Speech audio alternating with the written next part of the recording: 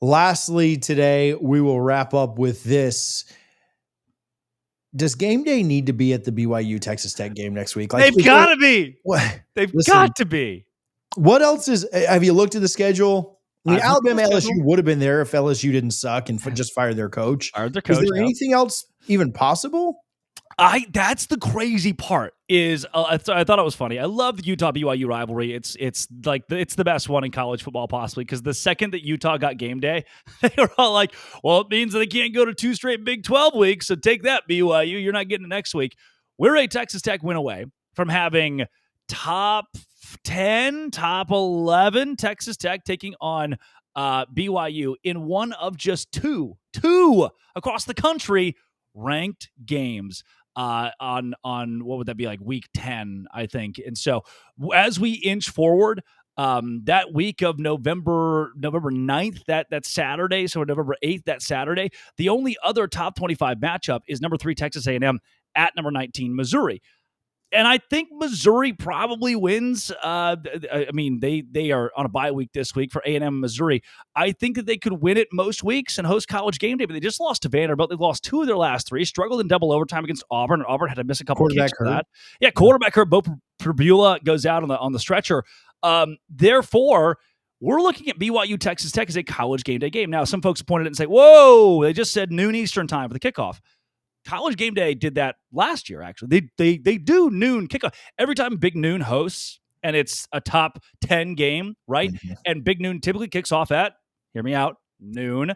We've seen College Game Day go to the same location plenty of times. This is teeing us up, even though it's on ESPN, to possibly have both Big Noon kickoff and College Game Day at BYU Texas Tech, because it's going to be the only top 15 ranking matchup in the country. But TJ, here's the big question. Will the Red Raiders take care of business? BYU plays BYE. They get some rest this week. They can get healthy and get a whole lot of players in good shape. Texas Tech, on the other hand, they have to go to a pretty hot Kansas State team and try to win. But if they take care of business, College Game Day, Lubbock, Texas. Thoughts on that Texas Tech matchup, just very quickly, when this isn't really part of the rundown, but just thoughts on, I mean, with the quarterback and just thoughts on that matchup. It's in Manhattan too. Never in Manhattan. Yeah, it's in Manhattan, afternoon game. Look, Baron Morton, according to the coaching staff at Texas Tech, and namely what Joey McGuire has said, could have probably played. He was questionable against Oklahoma State. If it was a close game, I think Baron Morton would have gone out there. It wasn't. Didn't matter who was going to be at quarterback, and you're probably going to see a win for Texas Tech in that game, as they did.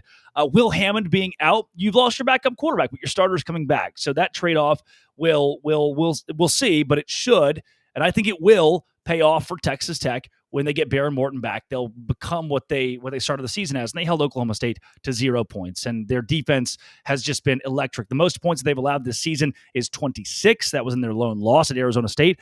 Second most points they've allowed this year were 17. That's a really good defense. Texas Tech is going to give Avery Johnson and company fits, but Kansas State is red hot right now. They're one of the hottest teams in the Big 12, a lot of NFL caliber talent. They've won 3 of 4. Kansas State scares me a lot, but I think Texas Tech finds a way to get it done, and I know BYU fans are rooting very hard for the Red Raiders this week. Hey, thank you so much for watching. Just want to quickly give some love to our friends over at Sleeper. Make sure that you have the Sleeper app downloaded. On Wednesday, we will play the More or Less game on the Power 2 Live. Hopefully, you can make some money with us. If you do up to 100% deposit using our code CFA, you will get a 100% match. But if you don't want to deposit, we have a free $20 play for you. You don't need to pay anything. Just get your free $20 play on the Sleeper app. Use our code CFA. The link in the description will auto-populate it. Make some money with us. Check their terms and conditions because terms are used to apply. Now back to the video. We will talk about the Texas Tech BYU game more fully next week. So if you're watching this, do me a favor and hit the subscribe button, whether it's here on College Football Addiction or on Locked On Big 12. But just really early thoughts about that game. Just, is there a matchup that you kind of have your eye on? Again, let's just assume for the best that Texas Tech wins this game, but win or loss against Kansas State. Thoughts on that game coming up in a week and a half? Yeah, I don't have a ton of the analytics yet because we haven't played that Kansas State-Texas Tech game. So I'm kind of holding out on, all right, who does Texas Tech have healthy? What do they look like from a roster standpoint going into it? But I can tell you, as little as I've looked into that matchup itself, I think much more importantly right now, you look into the Texas Tech schedule, the BYU schedule, and what this means for the Big 12 standings. So A win for Texas Tech against Kansas State means College Game Day and the nation will put its eyes on our conference as those two teams, the Red Raiders and the Cougars, square off. If Texas Tech wins that game, their remaining schedule is UCF and West Virginia. That means that Texas Tech's going to the Big 12 championship. All they have to do is beat BYU, and they're going to the Big 12 title. So I've got that marked down based on what their schedule looks like the rest of the way as the main need for the Red Raiders to win that game, because it just gives them a walk in the park in their last two games against two non-bowl teams to go to the title game. And for BYU, look, they're undefeated right now. I saw somebody tweeted the other day, it was like something along the lines of how BYU could make the conference championship game. It's like, I don't even have to read this. Just win the rest of your games. That's all it takes. You're undefeated. There's not an algorithm to build this one. You just got to keep winning. And the problem is they get Texas Tech on the road coming off of a bye, and that's going to be a hardy matchup. After that, TCU is a tough team to play. They play that at home, but it's a tough team to play.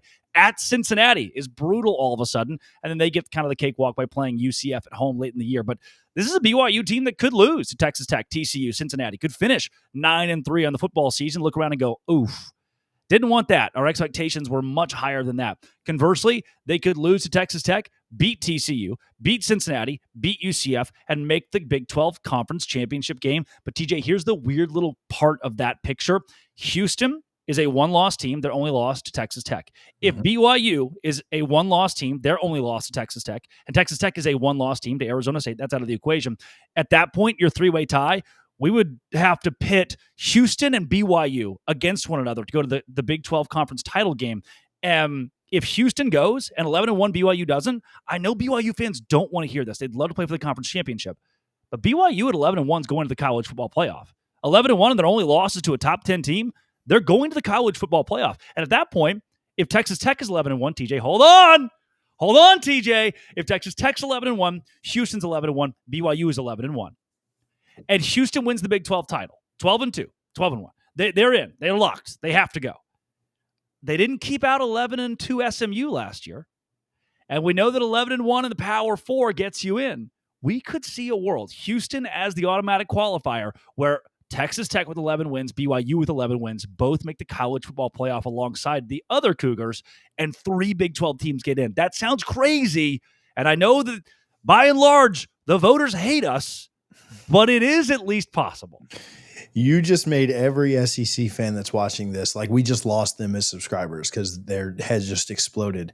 Right, but with the 3 11-win teams, really hard to deny those. Really hard to deny those. You got to put them in. Yeah. Now, football never works as perfectly as that, so the chances of it happening seem slim. Yeah. But I am cheering for the chaos scenario that would be that. Next week on College Football Addiction, 3 Big 12 teams, college football playoff. You'll see. Bochmayer's been so impressive. And I mean, nobody would have expected this, right? Like we all tempered our expectations once Retzlaff was gone. I mean, has he been the most impressive quarterback this year in the conference? Somebody asked me that. They're like, who's the best quarterback in the Big 12? I was like, ooh, Brendan Sorsby probably actually is the correct answer here. He's been great at Cincinnati. But Bear Bochmayer, undefeated. It's unreal. True freshman who's got better stats than Diego Pavia. That's nuts, by the way. That's like Heisman runner-up right now, Diego Pavia. We may be looking at the best quarterback in the Big 12 being a true freshman because the way he can run, the way he can throw, and how electric he's been in winning BYU games and coming back. Like they've been down double digits multiple times this season, and the 18-year-old kid who was at prom 7 months ago is like, all right, whatever. I guess I'll just go throw for 300 yards and win us the game then.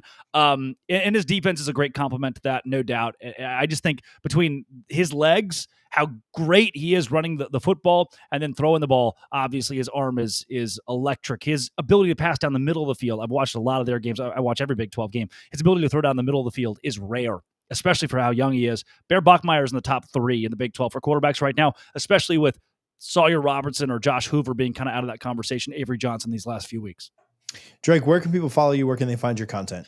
At Locked On Big 12, wherever you find your podcasts, and on YouTube, and at LO Big 12 on Twitter, or at Drake C. Toll on Twitter as well. Thanks, buddy. TJ, it's always fun.